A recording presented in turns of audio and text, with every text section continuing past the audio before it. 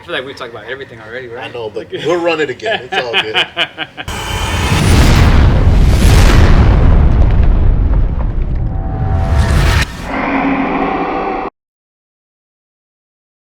3, 2, 1. Hey, what's up, guys? Welcome to another episode of Flores Bullies, the podcast. It's your boy, Benny, and today it's an interesting episode because we don't have bullies or a bully breeder. We kind of went out of the norm, and I wanted to reach out to another type of breed. And I'll let the man introduce himself and his program and what it's all about because, one, I don't want to mispronounce the name of the breed or mess anything up, so it's all yours. My name's John Hall, and I'm a Dogo de Bordeaux breeder, French Mastiff, the same dog that's in Payback, Turner and Hooch, and the Italian Job, and I've been doing it since, I've been breeding since 2002, but I own Bordeaux since 94, so I'm kind of telling my age a little bit, but yeah. So it's been a long journey. It's been a long journey. You got to have passion if you want to. You know, anything that you're really crafty with or good, you're going to have to put in that time, that work, and I did. So how did you even come across the breed? Like, what made you say, like, you know what, this is the breed that I want to work with? The movie Turner and Hooch. Once I seen it with Tom Hanks with the big drool flying everywhere and this big, massive dog running, and I was like, wow, never seen nothing like that before, and said I had to get. What is that? I had to get one. I always wanted something a little different than what everybody else had. That's just been me. And then when I started, checking out the breed, it just became more and more interesting. And it took me years to find a real one. And I found a breeder that had some good stuff, and I'm here today. Well, that's awesome. I mean, I know, like, a lot of people, at least like in the bully game, that the short time that I've been in it, it's mostly because you see, your friends start doing it, your friends start making money. You see people posting up with the stacks of money and stuff. Yeah. Was that ever like anything that caught your attention at the beginning? Was money anything that made you want to get into it? No, it just came. Just came because I wanted something that just blew me away. Mm-hmm. And then when I saw that it was good with children and the family, and I was like, whoa, I have to get something like that. It was like getting a Ferrari when everyone else has the Mustang and the Vets. Right. You know what I'm saying? I wanted to get that Lamborghini that no one in the block had, but Yeah. So, but I love pits. All my homeboys had pits, bullies and stuff like that way back then, Rottweilers. And then I said, I was very close to getting into Rottweilers, but then I ended up getting this, and I love the journey, man. I mean, I can tell. We've been talking, I think, for the past, we've been talking for 2 hours, right? I've been here for 2 hours.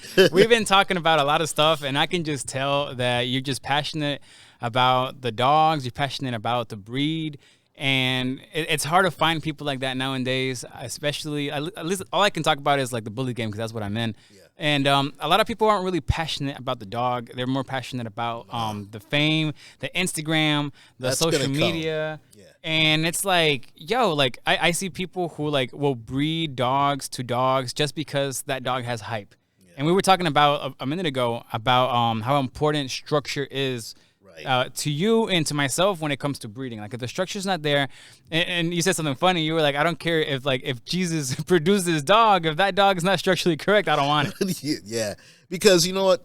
When it all comes down to it, if you're a real dog man, the dog has to be able to do dog things. You know what I mean? Mm-hmm. Dog, it has to be able to move from here to there, protect the family, or if you want it to be that, but it shouldn't be an ornament. Right. You know what I mean? It's not a statue. It's a living thing. And to me, you got to have the correct structure to do that, to be a dog. Just like us, we got to have 2 arms and a leg and be able to move and run. You know what I mean? Clean up after ourselves, make moves, make money. But same thing with dogs, man. And I think too many people get caught on to the money part of it, not knowing the money will come if you're doing it right.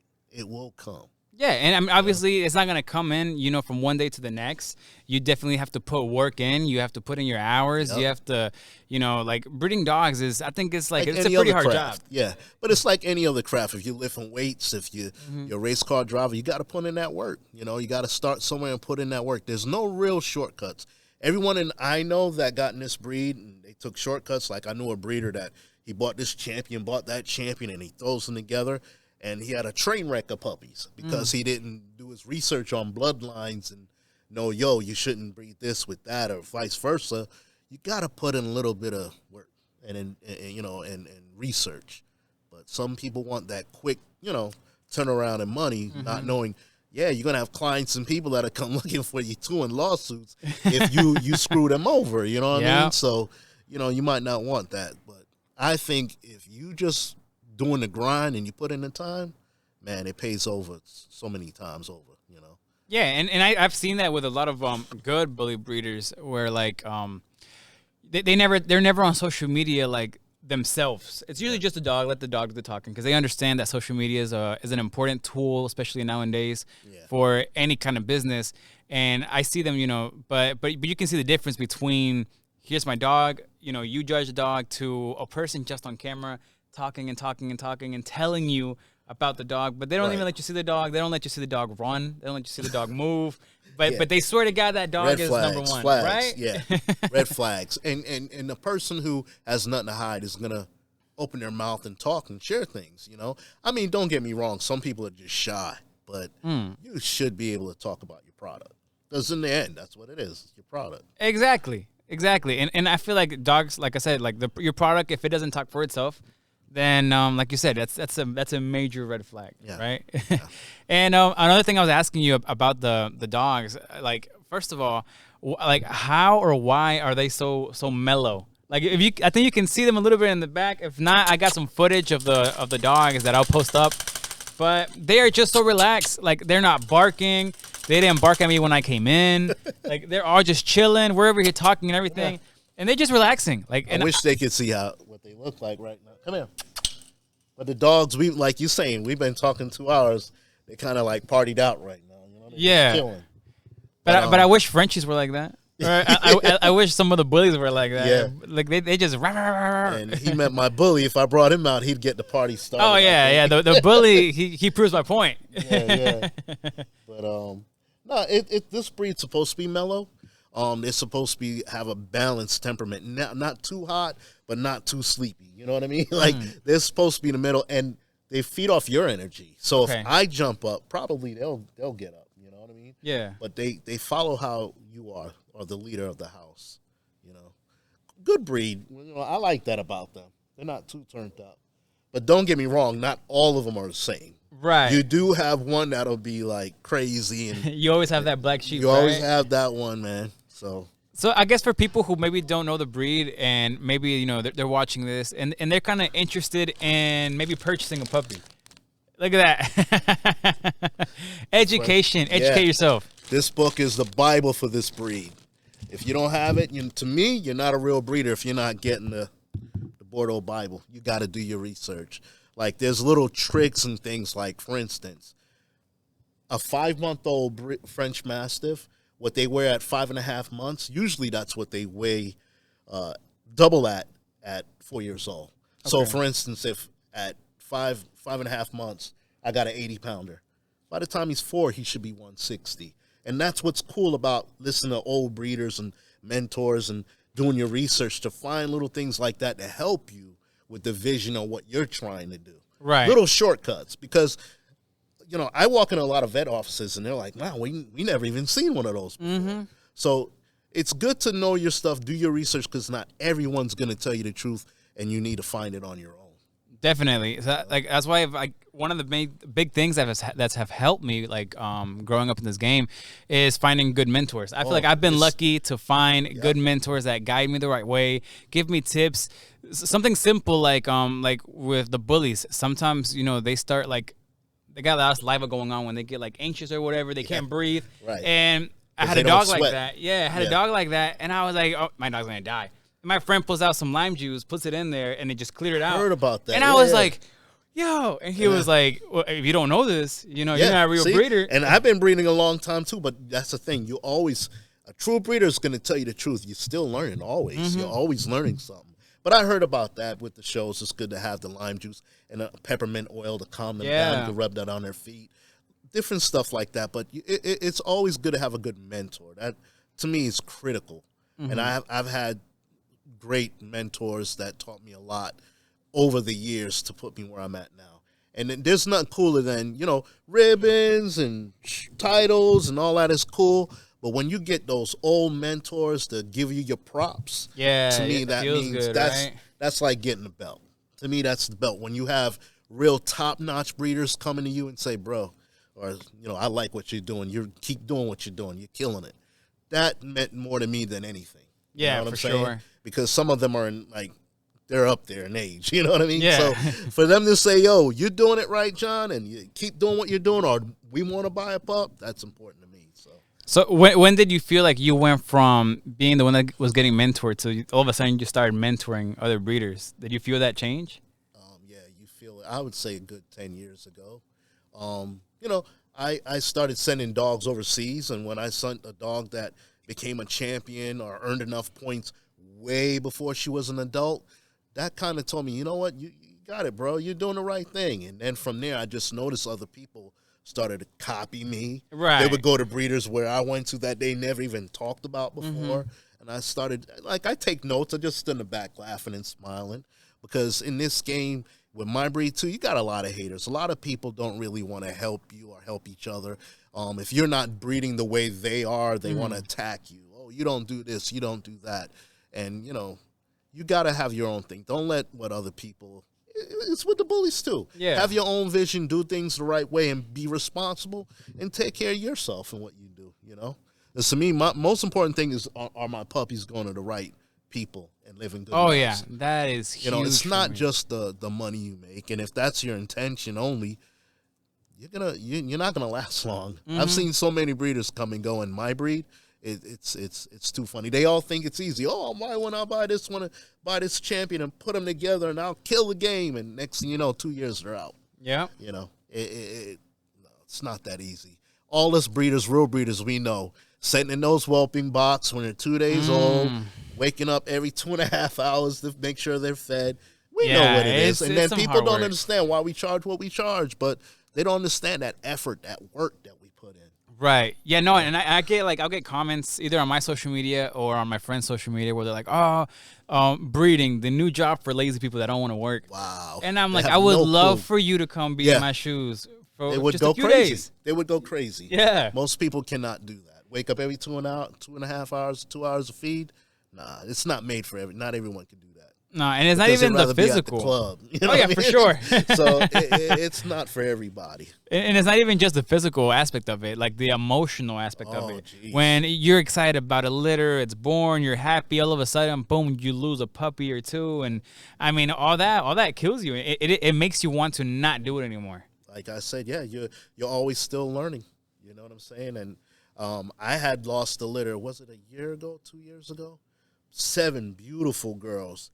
And I've always heard people talking about fading syndrome with the puppies and blah, blah, blah. But it never happened to me. Yeah. For almost 2 decades. No, 2 decades. And, man, when that happened, bro, oh, man. And I was at the emergency. I was like, vets, I was like, do I really want to keep doing this, man? Because I tried everything to keep those puppies alive, And it was just rough. It was rough losing them. But you know what? I came back strong and killed it again. Had a beautiful litter right after that. And that just woke me back up and I learned my lesson. By the way, if you have puppies, make sure you're a vet. You take home some of that plasma. Oh, yes. And I wasn't hip to that. But that makes a huge difference. Just, you can pay me later on that.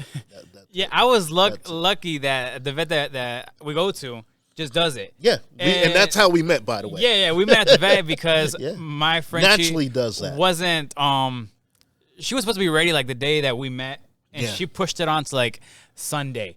But we happened to meet because I saw him there with one of his dogs. Yeah. And I was like, these dogs are huge. What are they? So he Yeah. kind of told me, and I was like, we linked up on Instagram. And I was like, I definitely have to have this breed and yourself on here because it just seems so interesting. Yeah, man. And Appreciate it. but yeah, so it was an interesting journey already. But yeah, our vet just does it. Yeah. And I see other people It's so that important, and they'll I give all didn't- these supplements to the puppies. Yeah, when you don't have to. You give them that plasma, it's like the best thing, man. And, you do it, I do it the first 4, 5, maybe 5 days. And then, you kick back. But if you see one that's kind of weak, give it to them, and it's like it just sparks them up. And I never seen nothing like that ever. So if I had that, year ago when I lost, it would have been a different story. You know? Yeah, for sure. But that's what happened. And, again, you're always learning. So when I went through that, did my research, you see, and boom, that's what you got to keep doing it. And I'm still learning. Been in this deep almost 25 years, but I won't be one of those who say, I know it all. No, we don't. No, we don't. There's always something new that pops up, man. Yeah, there's always something different. Or something to make you better. So right. Yeah, like I see that there's been like a lot of new technology when it comes to like breeding. Like, I don't use incubators myself, but I know a lot of people who have like a whole setup with like nothing but incubators and oxygen controlled things and the humidity thing and all that. I just feel like I'd fuck it up. Like that's the only reason I don't use it. I'm like I would mess up something. Oh yeah. Oh yeah, I made my own, man. I went on YouTube and did my research and start throwing something together. But those help too. If you have a puppy that's weak, you can do that. Put them in the incubator, and it makes a big difference for them. But I'm solid on that plasma, man. Oh yeah, no, me too. I'm sold. You want to keep that temperature regulated for this breed. They're super sensitive when they're young, but as they get older, they're tough. I don't know if they can see that guy in the back. Probably. I feel like I can see. See him a little bit. Come here. You want to get on camera? There he is. There you go. Ignacio, come here, man.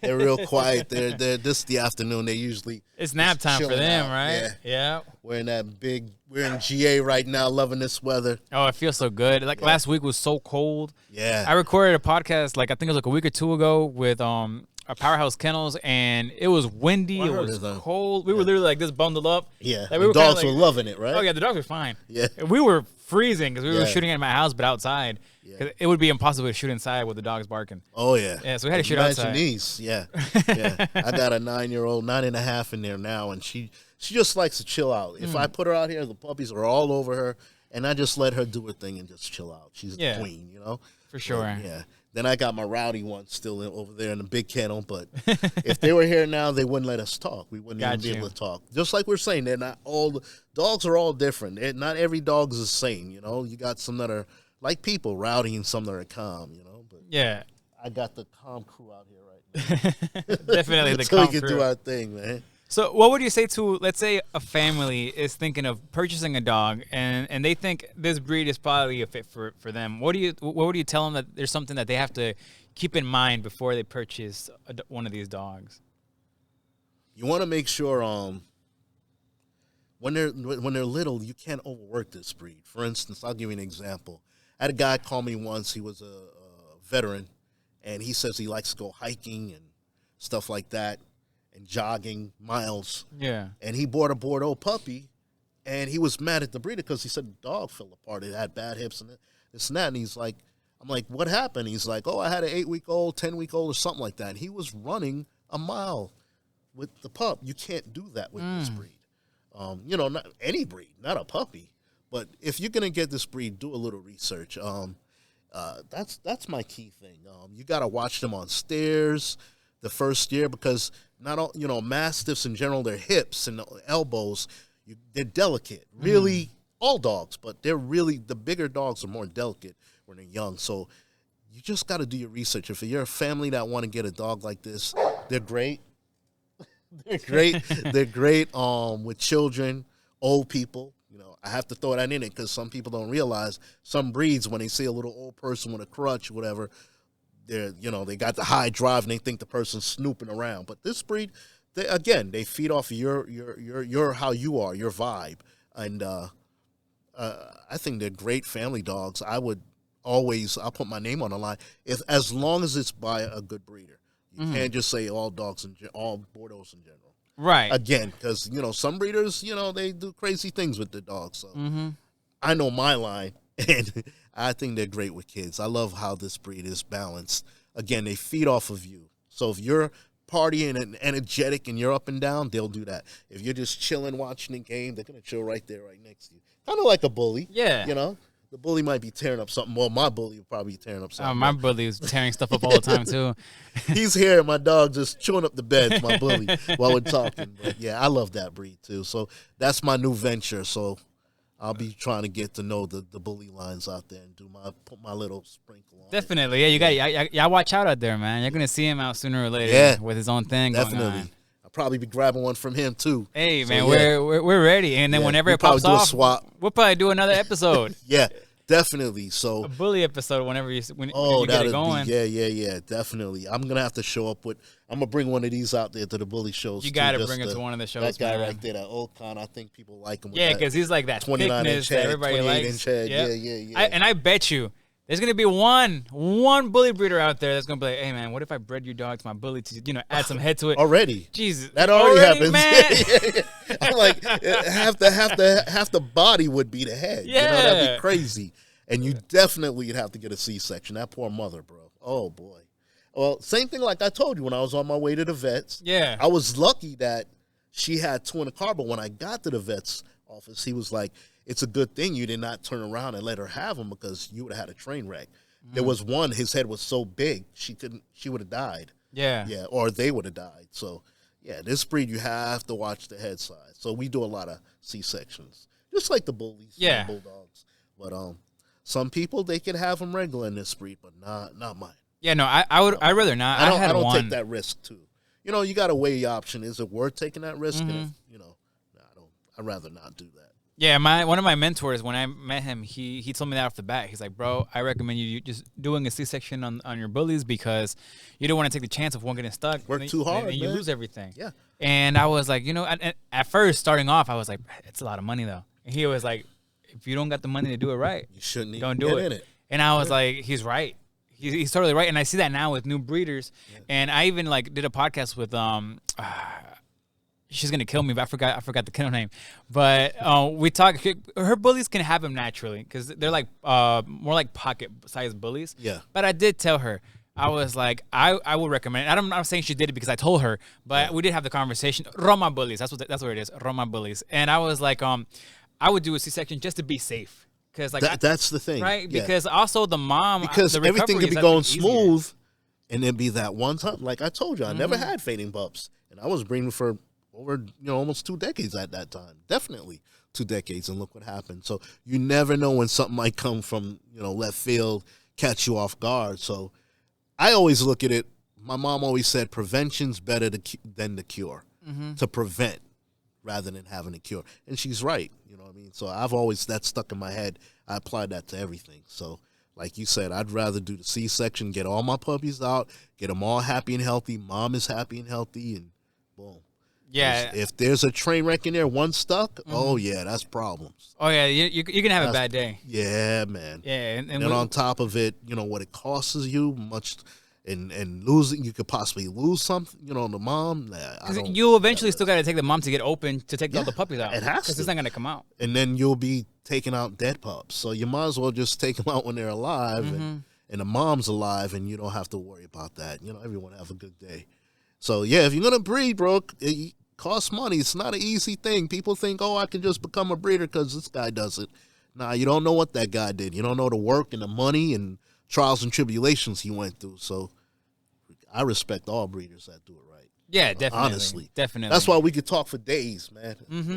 But yeah, when I respect all breeders. All you breeders out there doing it right, much love and respect, man. I wish you all the best, for real. Definitely. And that's how it has to be. That's how it has to be. And I feel like Rio recognizes Rio. It's not a game, man, because you got to look at it. When you got one bad egg, that ruins it for all of us. Yeah. You know what I mean? So I'm always, one bad apple could ruin the whole pile. So I'm always trying to represent not just myself, all breeders.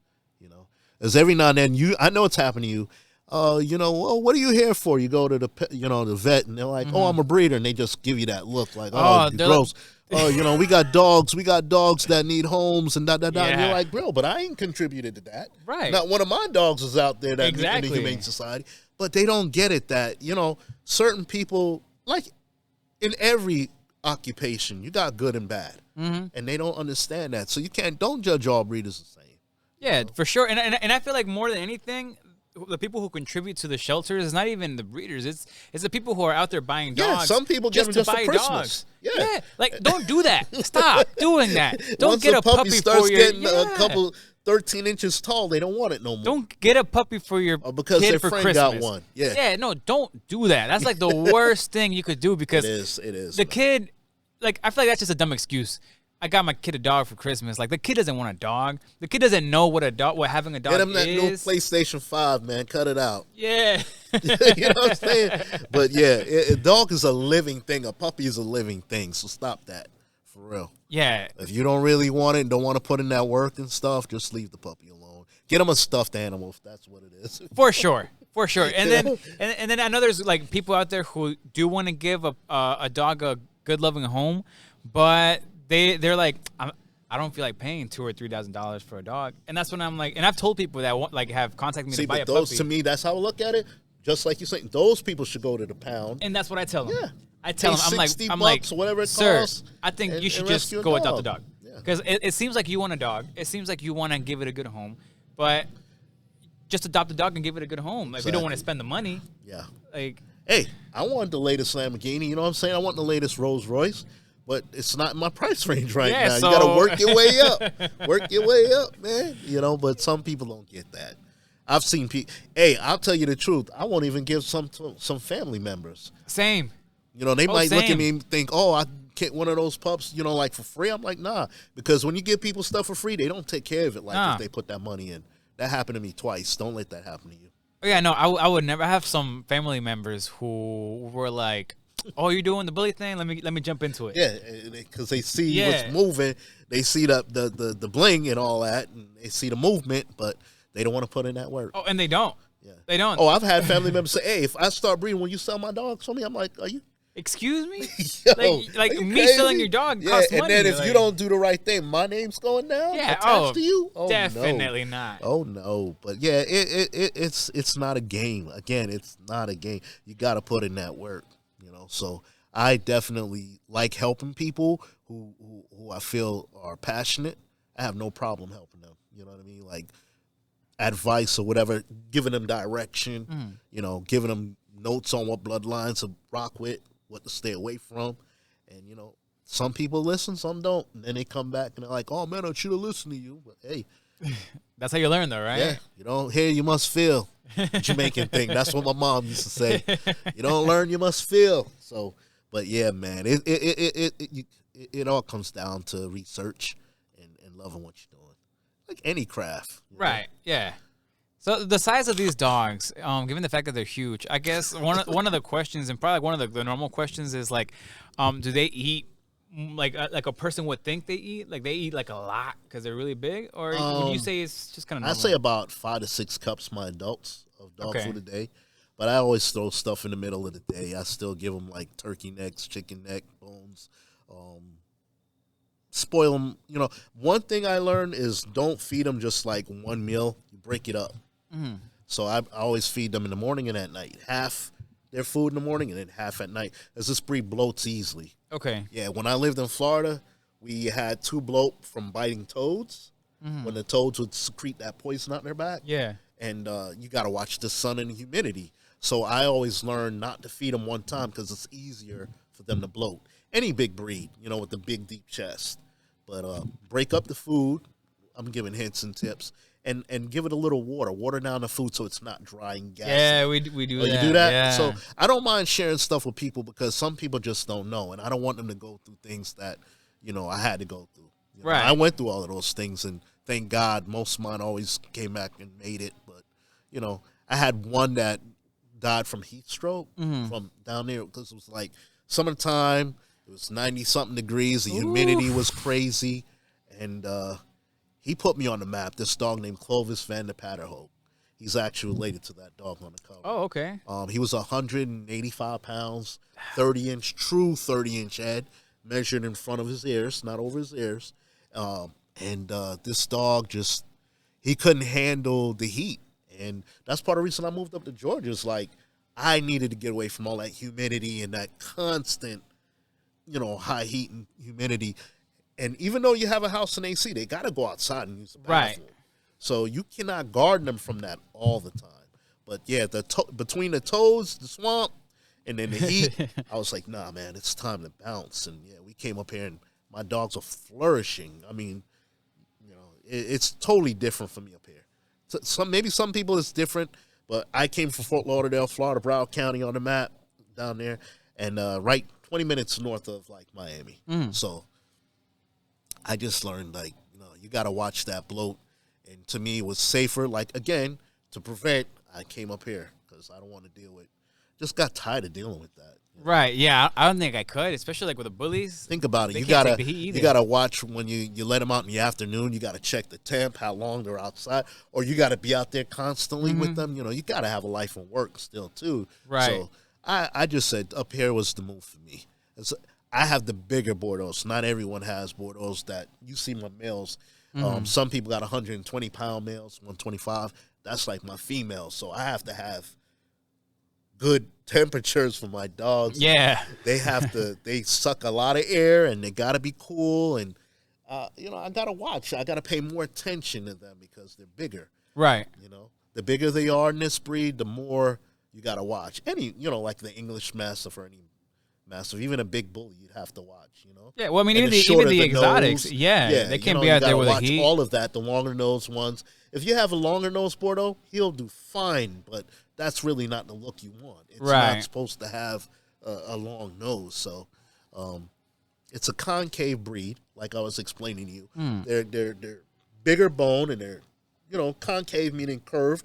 And the nose is short, so you got to pay attention to the temperature. I'm always watching that. I don't know if you do it, but every day I still check out what it's going to be like the day, the Oh, no, the yeah, for next sure. day, because you just never know. But my dogs, I got a kennel with double ACs, and they come in the house or over there. So, they actually run my house, period.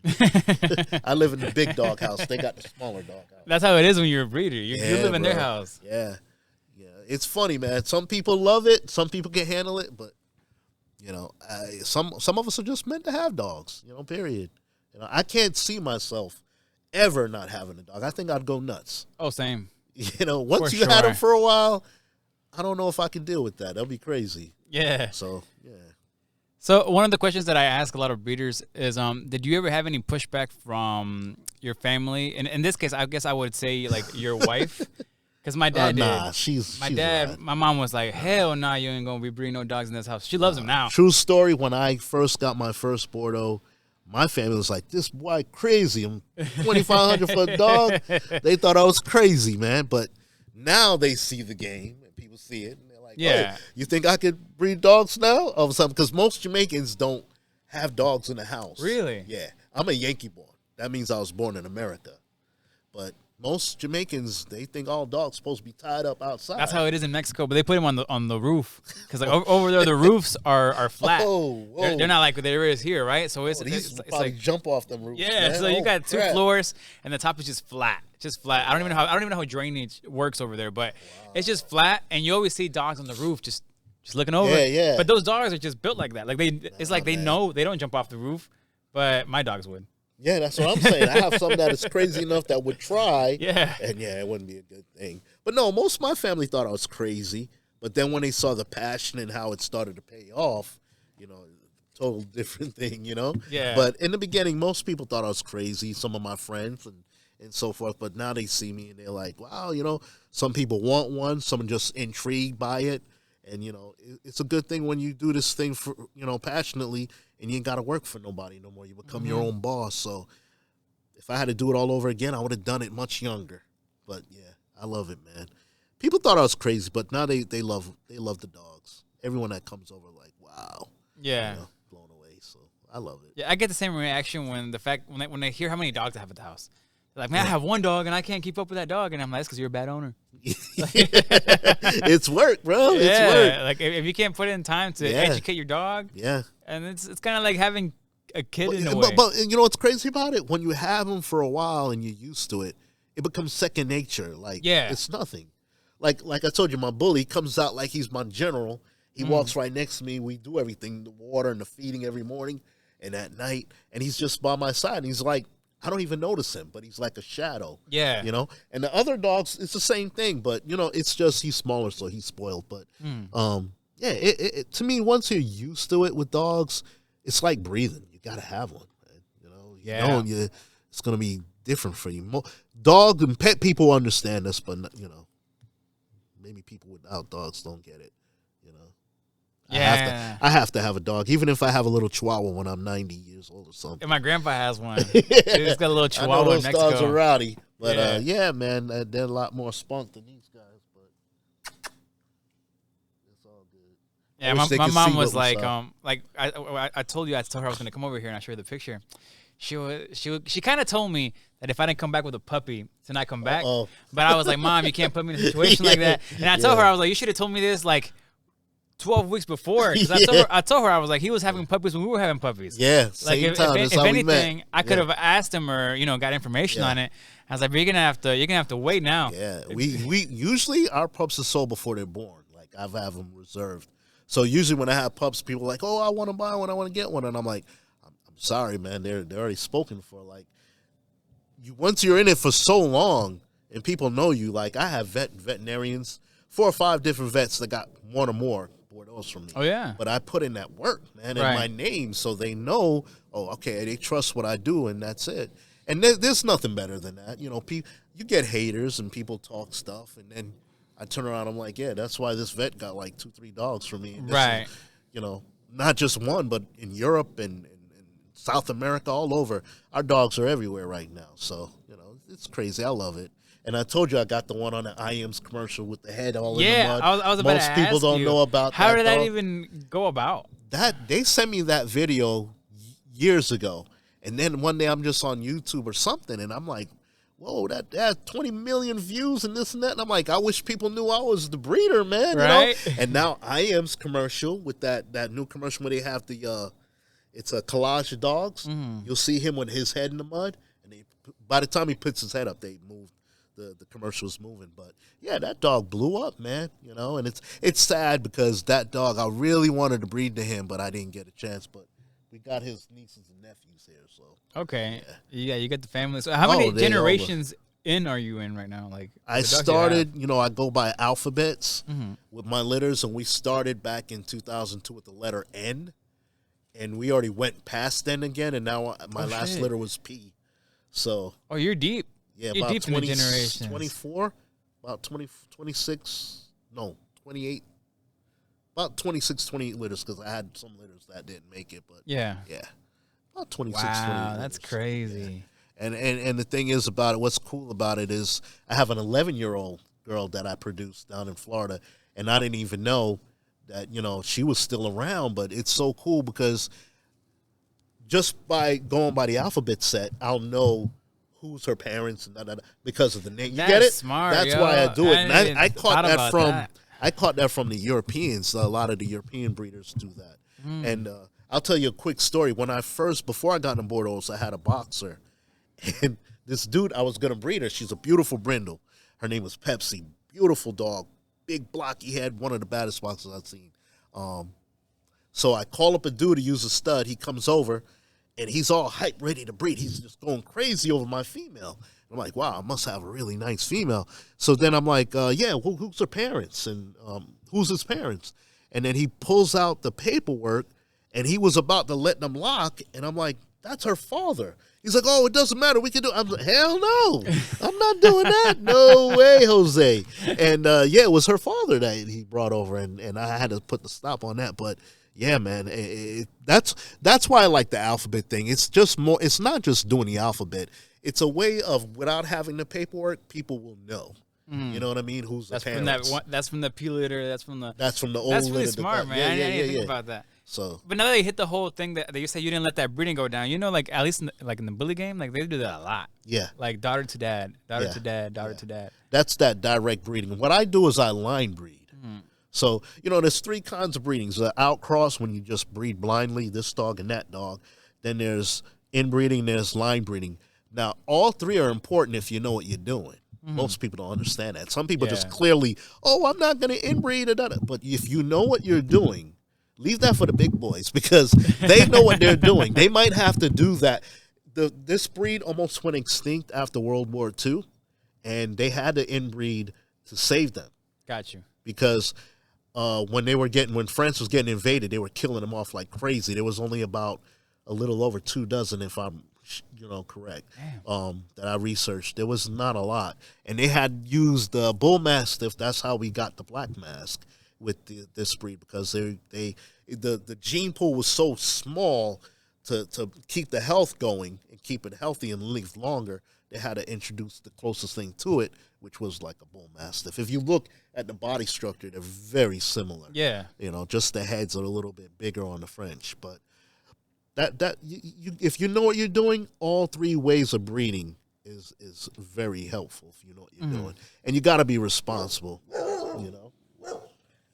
What's the matter? A puppy that barked, and then I don't know. She's bossy. Yeah. Oh, she was sleeping. She woke up. She's like, what? I wish they could see them. Can I grab one of the puppies? Yeah, for sure. Let me get. This one doesn't have a mask, right? Yeah, this one's no mask. They used to be called red mask. These puppies are huge, and they're heavy, too. Oh, my 30 goodness. 30 to 35 pounds. They're 12 weeks, 13 weeks. Oh, and now they all want to be on camera. Yeah. Like, what? The puppies get the attention? Yeah, it's a big boy right here. So these are your keepers, correct? Yeah, these are my keepers. This is Oleg, and you have Octavia from the old litter. Octavia. Nice. Look, Mom. I'm with one and not you. Yeah, I do a close-up on this one, too.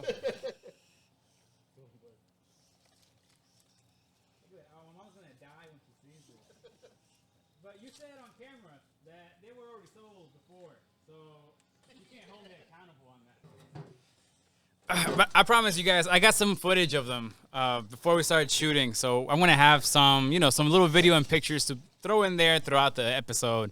I know there's people who are like, I don't want to see you, I want to see the dog. So I got you. You'll see the dogs. But I guess to close out, because this is like our third hour talking now. Yeah. It's been a long time. To close out, is there anything anything else that maybe we missed? Anything you wanna throw out there? Anything you wanna say?